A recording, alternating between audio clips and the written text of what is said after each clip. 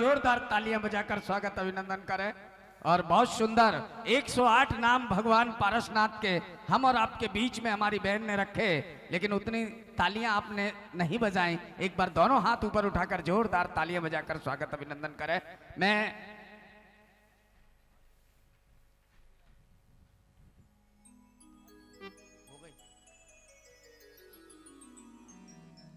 लीजिए, ले चलते हैं उस ओर।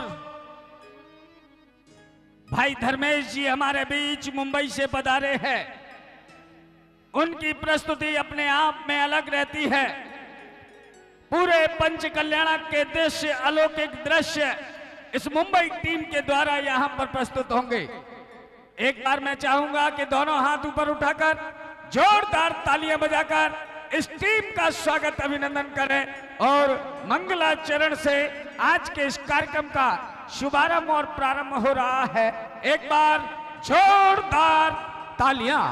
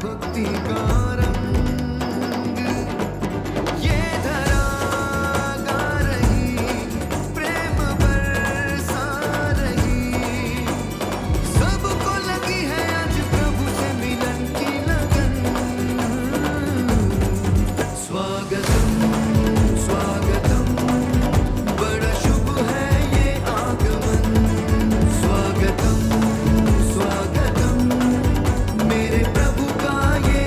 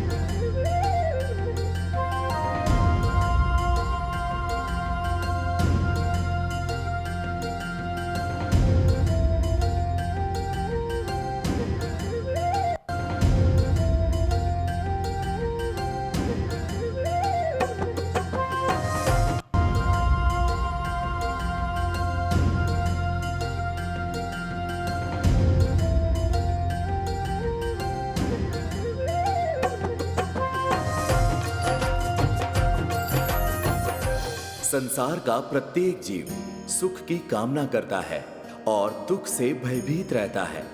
इसीलिए जिनेंद्र देव ने सदैव दुख को दूर करने वाली और शाश्वत सुख को प्राप्त करने वाली शिक्षा का उपदेश दिया है। शाश्वत सुख की प्राप्ति के लिए जीवन भर शुभ कर्मों का करना आवश्यक है। मनुष्य जो भी कर्म करता है उन कर्मों का फल उसे भोगना ही पड़ता है। यह कर्मों का स्वाभाविक गुण है। शुभ कर्मों का फल शुभदायक और अशुभ कर्मों का फल अशुभदायक होता है। कुछ कर्म ऐसे होते हैं जिनका फल इसी जन्म में मिल जाता है, पर कुछ कर्म ऐसे भी होते हैं जिनका फल इस जन्म में नहीं मिलता है। इसीलिए अगला जन्म लेकर उन कर्मों के भोग को भोगना ही पड़ता है। कर्मों के भोग से मनुष्य तो क्या देवता भी अछूते नहीं रहे हैं। भगवान को भी अपने पूर्व जन्म के भोगों के लिए निरंतर जन्म और मृत्यु के चक्र से गुजरना पड़ता है। भगवान पार्श्वनाथ को भी तीर्थंकर के रूप में अवतरित होने से पूर्व अपने कर्मों के अनुरूप पूरे 9 भवों को भोगना पड़ा। भगवान पार्श्वनाथ का प्रत्येक भव ज्ञान की गंगा है, कर्मों की व्याख्या है। भगवान पार्श्वनाथ के 9 भवों की ये यात्रा, जो आज इन 9 भवों का सार समझ लेगा, उसका जीवन परिवर्तन होना तय है। तो आइए चलते हैं तीर्थंकर भगवान पार्श्वनाथ के पूर्व भवों की अलौकिक यात्रा पर। चलते हैं आर्यखंड में सुरम्य देश के एक अति सुंदर नगर में। भूमंडल के अलंकार स्वरूप ये नगर है पोदनपुर। इस नगर के राजा अरविंद धर्म कर्म में सर्वथा जागरूक और प्रजा प्रेमी है।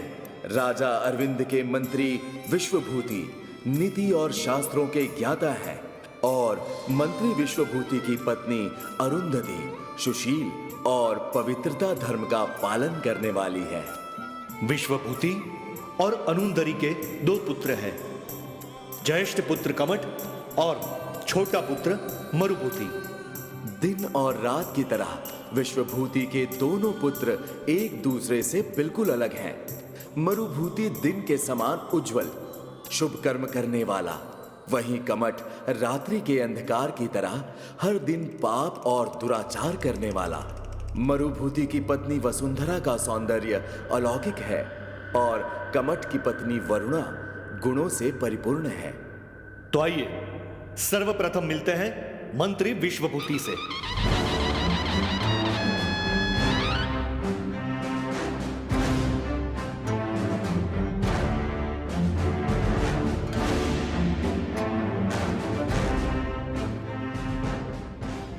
मंत्री विश्वभूति स्नान के पश्चात अपने केशों को व्यवस्थित कर रहे हैं।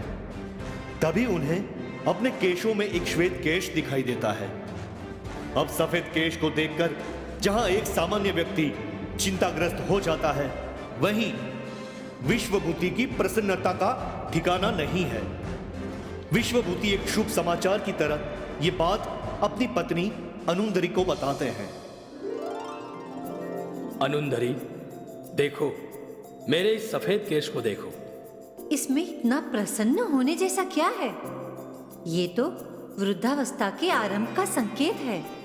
ये मात्र एक श्वेत केश नहीं है, ये मुक्ति का प्रारंभ है। अध्यात्म के मेरे जीवन में आने का शुभ संकेत है। वैराग्य मार्ग पर चलने का आमंत्रण लेकर आया है ये केश।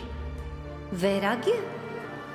अगर आपने संन्यास धारण कर लिया तो मुझ पर क्या बीतेगी? और हमारे पुत्रों कमट और मरुभूति का क्या होगा? संसार के मोह का त्याग किए बिना मोक्ष की प्राप्ति नहीं हो सकती है, और यही धर्म है।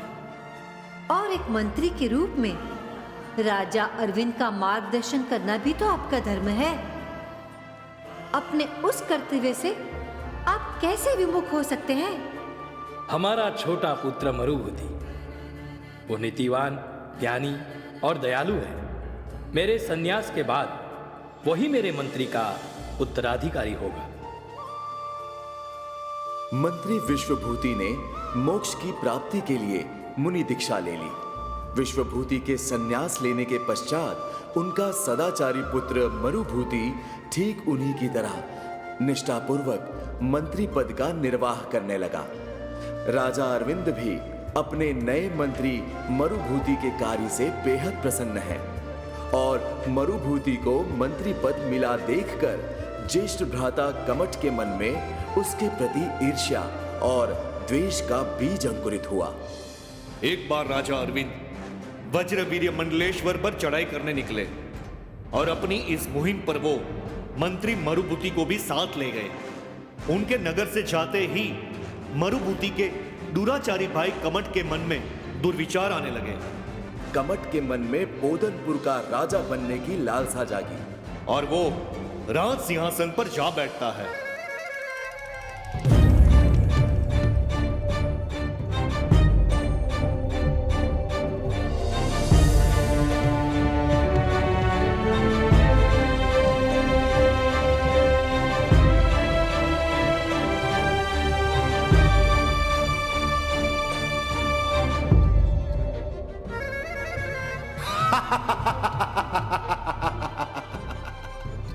अब पोदनपुर का साम्राज्य मेरा होगा।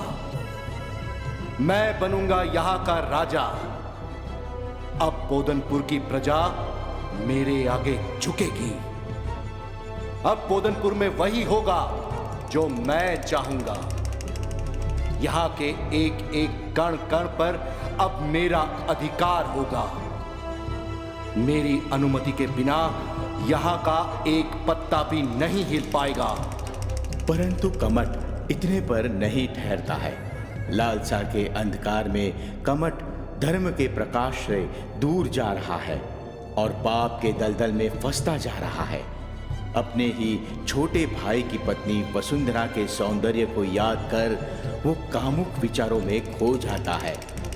कमठ खुली आंखों से ही वसुंधरा के स्वप्न देखने लगता है। वसुंधरा को देखकर कमठ की आसक्ति बढ़ती ही जाती है। मैं अपनी भावनाओं से विवश हूं। अपनी लालसा पर अंकुश लगाना अब मेरे लिए असंभव प्रतीत हो रहा है।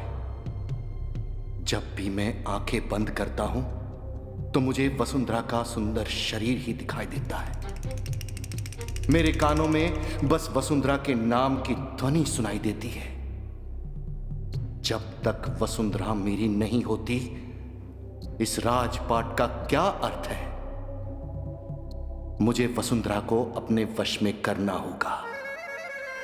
मुझे उसके रूप के सागर में डूबना होगा। उसको स्पर्श भर करने की कल्पना से ही मेरा रोम रोम प्रफुल्लित हो जाता है। उसके रूप की प्रेम सुधा का रसपान करने के लिए मेरा मन व्याकुल हो रहा है। अब मैं उसके बिना एक क्षण भी नहीं रह पाऊंगा। वसुंधरा सिर्फ मेरी है, मेरी है, मेरी है। लालच और काम वासना की अग्नि जब जागृत होती है तो सर्वप्रथम सत्कर्मों का नाश करती है और पाप का वो सागर उत्पन्न होता है जिसके आगे पुण्य की गागर छोटी पड़ जाती है। दुर्भावनाओं से ग्रसित प्राणी धर्म और सदाचार से दूर और अधर्म और पाप के निकट पहुंच जाता है। ये पाप कर्म ही प्राणी को जन्म मरण के चक्र में घुमाते रहते हैं। ऐसे प्राणी का इससे मुक्त होना और मोक्ष प्राप्त कर पाना असंभव सा हो जाता है। कमठ ऐसे ही पाप चक्र में फंसता चला जा रहा था।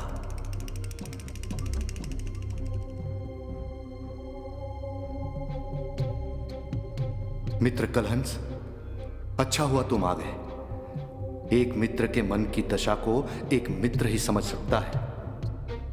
क्या हुआ मित्र? इतने व्याकुल क्यों हो? तुम्हारा स्वास्थ्य तो ठीक है? जिसका मन अस्वस्थ हो वो भला स्वस्थ कैसे रह सकता है? और तुम्हारे इस मन की अवस्था का कारण?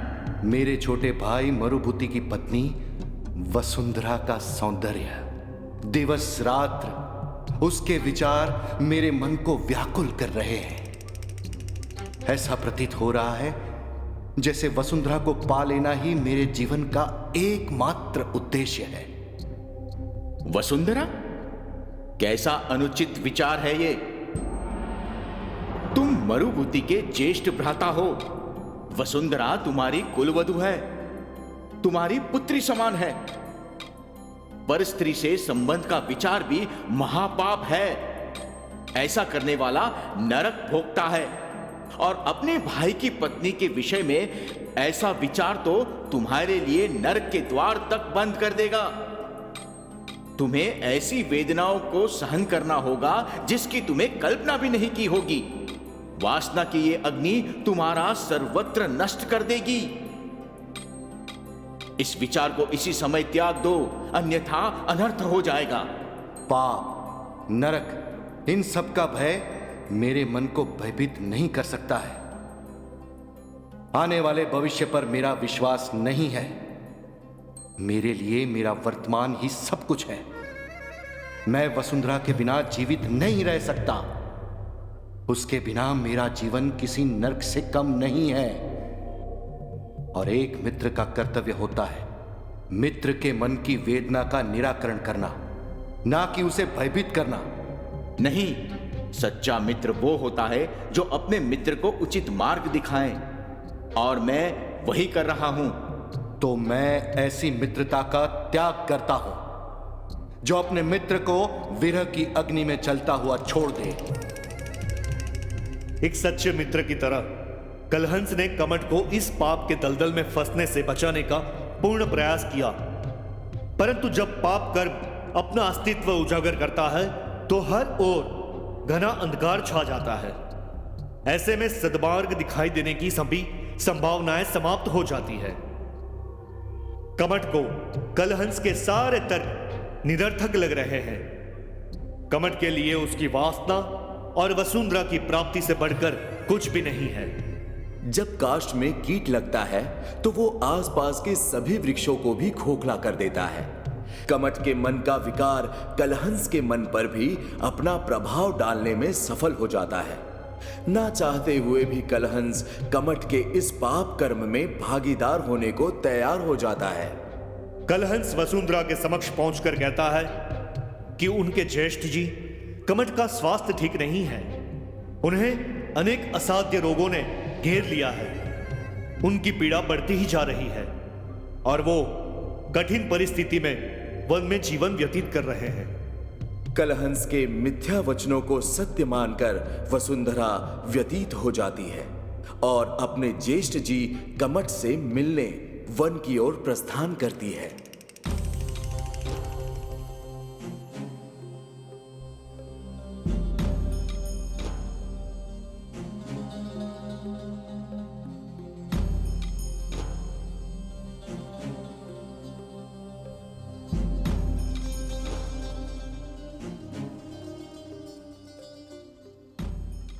ज्येष्ठ जी, आपने ये क्या दशा बना ली है?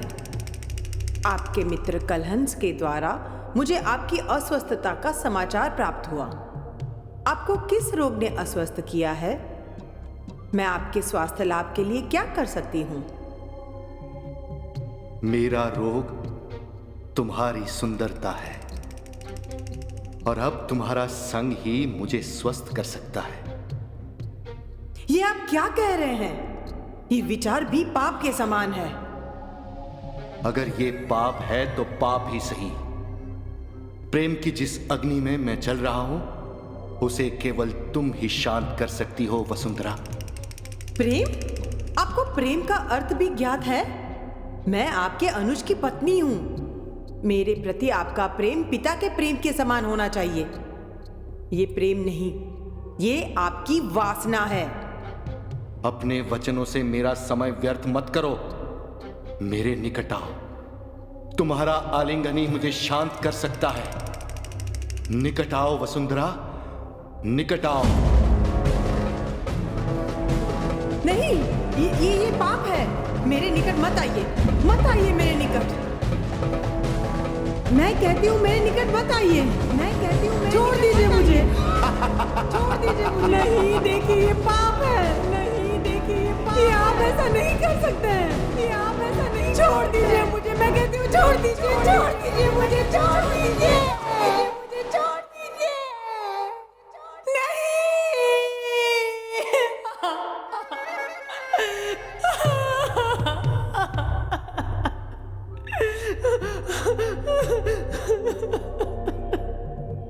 कमट के मन की काम वासना सारी सीमाएं लांघ चुकी थी। कमट बलपूर्वक वसुंधरा के साथ दुष्कर्म करता है। कमट ने अपने कुकर्मों में एक अध्याय और जोड़ लिया है।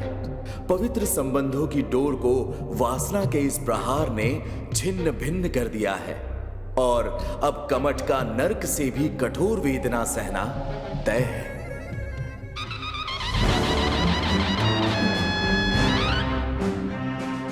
सोने की छड़ी, रूपे की मशाल, जरियान का जामा, मोतियन की माला, आजू से बाजू से निगाह रखो। जीव दया प्रतिपालक, प्रजा वात्सल्य, पोदनपुर नगरी के महाराजाधिराज महाराज अरविंद ने घड़ी खम्मा, घड़ी खम्मा, घड़ी खम्मा। राजा अरविंद की जय हो, राजा अरविंद की जय हो।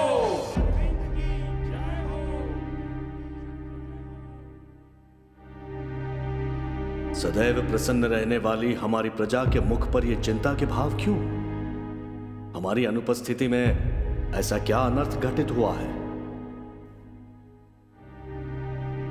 प्रजा का हित हमारे लिए सर्वोपरि है। निर्भय होकर अपनी बात कहो। क्षमा करे महाराज, हमारे मंत्री मरुभूति के ज्येष्ठ भ्राता ने वह कुकर्म किया है कि हम सभी लज्जित हैं। कमठ ने ऐसा क्या किया जिसकी वजह से सारी प्रजा लज्जित है? महाराज, कमट ने अपनी ही कुलवधू मंत्री मरुभूति की पत्नी के साथ दुष्कर्म करने का जघन्य अपराध किया है। कमट का यह कृत्य अत्यंत अशोभनीय है। उसने सारी प्रजा और स्वयं हमें भी लज्जित किया है। हम उसे उसके अपराध की कड़ी से कड़ी सजा देना चाहते हैं। पर कमट सर्वप्रथम मंत्री मरुभूति का अपराधी है और कमट के दंड का निर्णय हम मरुभूति पर छोड़ते हैं। बताओ मरुभूति, कमट को उसके इस अपराध के लिए क्या दंड दिया जाए? भ्राता कमठ ने संबंधों की सीमा का उल्लंघन किया है। एक स्त्री के लिए उसका सम्मान ही सब कुछ है। उसका हरण करना सबसे बड़ा पाप है। मैं भी उन्हें कठोर दंड देना चाहता हूं, पर वो मेरे ज्येष्ठ भ्राता भी है। इसीलिए मैं आपसे उनके लिए क्षमा याचना करता हूं। माना कि कमट तुम्हारा भ्राता है और उसने ये अपराध तुम्हारी पत्नी के साथ किया है, पर तुम्हारी पत्नी इस नगर की प्रजा का हिस्सा भी है और एक मंत्री होने के नाते प्रजा की रक्षा करना तुम्हारा प्रथम कर्तव्य है। इसलिए कमट को दंड देना ही राष्ट्र धर्म है। अतः खेद मत करो, शीघ्र ही अपने घर की ओर प्रस्थान करो। जो आज्ञा महाराज। सेनापति, कुकर्मी कमट को उसके दुष्कर्म के लिए कड़ा दंड दिया जाए। हम कमट को देश निकाला देते हैं। इसका मुंह काला करके गधे पर बिठाकर देश की सीमा के बाहर छोड़ दिया जाए, ताकि ऐसे दुराचारी की छाया भी हमारे नगर की सीमा को स्पर्श न कर पाए। आदेश का पालन हो। जो आज्ञा महाराज।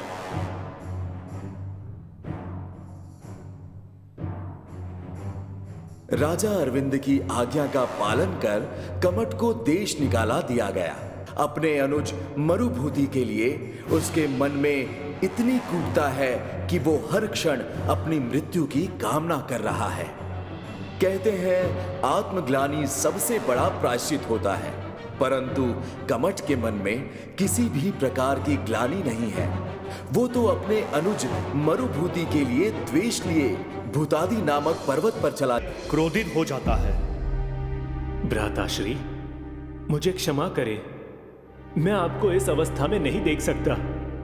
मैं नहीं चाहता था कि आपको ये दंड मिले, पर कुछ कर ना सका। मैं विवश था। कैसी विवशता?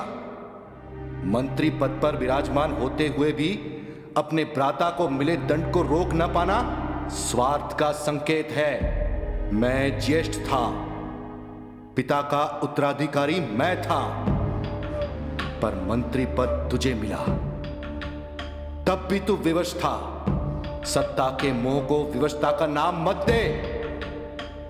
तूने तेरी पत्नी और भ्राता के मध्य पत्नी को प्राथमिकता दी और अब क्षमा मांगने का ढोंग करने आया है।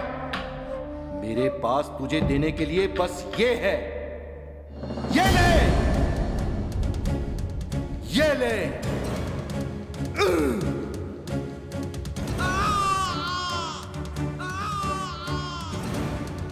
एक निर्दोष को मार के अपना बल दिखाता है। तुम्हारा न्याय होना हमारे हाथ लिखा है। तुम्हारे इस अनाचरण को बिल्कुल नहीं सहा जाएगा। इसने मरुभूति का वध किया है, हम इसे नहीं छोड़ेंगे। इसकी मृत्यु हमारे हाथों लिखी है। हाँ हाँ, हम इसे जीवित नहीं छोड़ेंगे। हर कहानी के दो पहलू होते हैं, एक उचित तो एक अनुचित। कमठ ने लालसा और काम वासना को सर्वोपरि रखा। वही मरुभूति ने प्रेम, सदाचार, निष्ठा, करुणा और सदाचार को सबसे बढ़कर माना। कमठ को ज्येष्ठ होने के नाते मंत्री पद चाहिए था, जबकि योग्यता का विचार किया जाए तो उसमें योग्यता का अभाव था। दूसरी ओर परस्त्री के प्रति वासना का भाव उसके पाप कर्म का कारण बना। अपनी इंद्रियों पर नियंत्रण ना रख पाना निर्बलता का संकेत है और इनके आवेग में दुराचार करना पूर्णतः अनुचित है। अनुज होकर भी अपनी योग्यता का परिचय देकर मंत्री पद प्राप्त किया। मरुभूति ने सदैव शुभ कर्मों को सर्वोपरि रखा, परंतु इन सब के मध्य भ्राता प्रेम में आकर अपने भ्राता के कुकर्मों के लिए महाराज से उसके लिए क्षमा याचना करना भी अनुचित है। कहते हैं जीवित रहते मनुष्य को अपने अच्छे बुरे कर्मों की अनुभूति हो या ना हो, मृत्यु के पश्चात उसकी आत्मा को उसके कर्मों का लेखा जोखा स्पष्ट दिखाई देता है। कमठ और मरुभूति को मृत्यु के पश्चात उनकी अनुभूति हो रही है।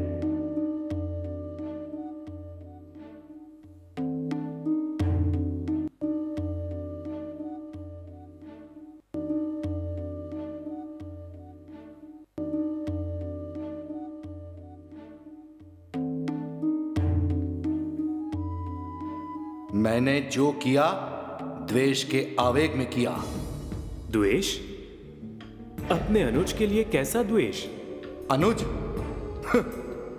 एक ज्येष्ठ होने के नाते जो सम्मान और पद मुझे मिलना चाहिए था वो तूने छीन लिया। आयु नहीं, बल्कि कौशल से किसी पद की प्राप्ति होती है और सम्मान छीना नहीं जाता है, कमाना पड़ता है। मैंने सदैव पिताश्री की सेवा की, राजा से निकटता बनाने का प्रयास किया, पर पिताश्री ने अपना उत्तराधिकारी तुझे बनाया। मैंने पिताश्री की सेवा बिना किसी लालसा के की, राजा की निकटता से अधिक राष्ट्र धर्म को समझा। आपने मन में द्वेष उत्पन्न किया, मैंने मन में प्रेम और करुणा को स्थान दिया। मैं पुण्य कर्म के मार्ग पर चला, आपके लिए पाप कर्म ही सब कुछ था। तुझे क्या लगता है इस तरह तर्क वितर्क देकर तुम मुझसे मेरा स्थान छीन पाएगा? कदापि नहीं, क्योंकि आपके अशुभ कर्मों के कारण आपको जो स्थान मिलेगा मुझे उसकी कोई कामना नहीं है। और भ्राता प्रेम में बहकर जो पाप कर्म मुझसे हुआ है उसके लिए मैं प्रभु से क्षमा मांगता हूं और प्रार्थना करता हूं कि प्रभु मुझे अगले भव में मोक्ष मार्ग पर अग्रसर करे। णमो हरिहंताणम णमो सिद्धाणम। दर्शकों, अभी आप देख रहे थे दिल्ली विश्वविद्यालय के मल्टीपर्पज हॉल में आयोजित हुए श्री संकट हरण भगवान पारसनाथ जीन मंदिर का भव्यातिभव्य श्री 1008 पारसनाथ जीन भीम पंच कल्याणक प्रतिष्ठा महोत्सव की विशेष झलकियां। तो दर्शकों, आज के इस कार्यक्रम में फिलहाल इतना ही। कल फिर उपस्थित होंगे और आपके समक्ष रखेंगे इस कार्यक्रम के शेष झलकियों को। साथ ही तब तक के लिए मुझे दीजिए आज्ञा और आप देखते रहिए आदिनाथ टीवी चैनल। जय हिंद।